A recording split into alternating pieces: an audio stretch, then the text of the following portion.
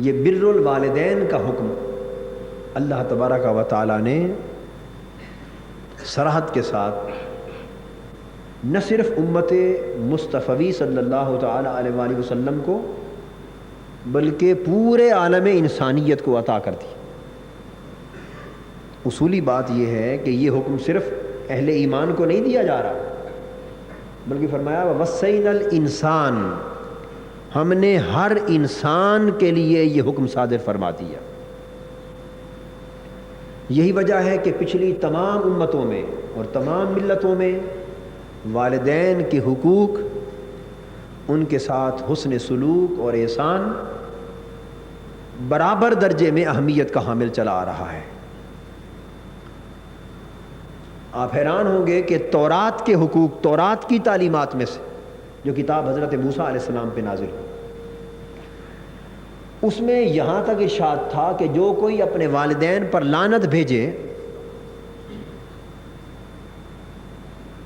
ان کو برا بھلا کہے، ان کے ساتھ زیادتی کرے یا زبان کے ساتھ ایسا کوئی کلمہ بولے جو لعنت پر محمول کیا جا سکے، تو جو کوئی والدین کے ساتھ ایسا سلوک کرے اس کی سزا قتل تھی، سزا اس کی موت تھی۔ آخرت میں تو جو سزا تھی سو تھی، مگر اسی دنیا میں اسے جرم ڈکلیئر کیا گیا تھا اور سزائے موت دی جاتی۔ یہی حکم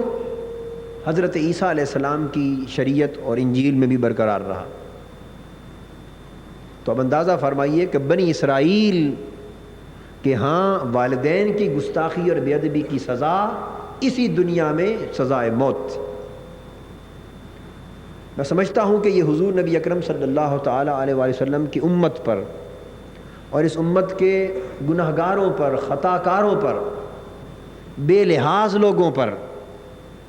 باوجود ان کی بے لحاظی کے اتنا بڑا احسان ہے کہ ان کو دنیا کی سزائے موت سے تو بچا لیا، مگر یہ کہ اللہ کی ناراضگی، آخرت کا عذاب، بدبختی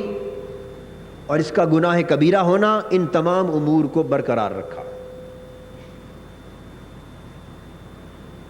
تو قرآن مجید نے ارشاد فرمایا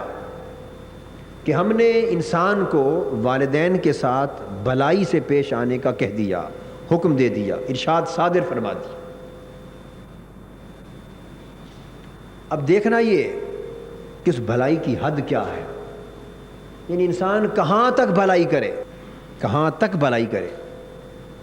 آپ حیران ہوں گے یہ جان کر کہ والدین کے ساتھ بھلائی کی حد وہاں تک جاتی ہے کہ عام انسان کا وہم و گمان وہاں تک نہیں جا سکتا۔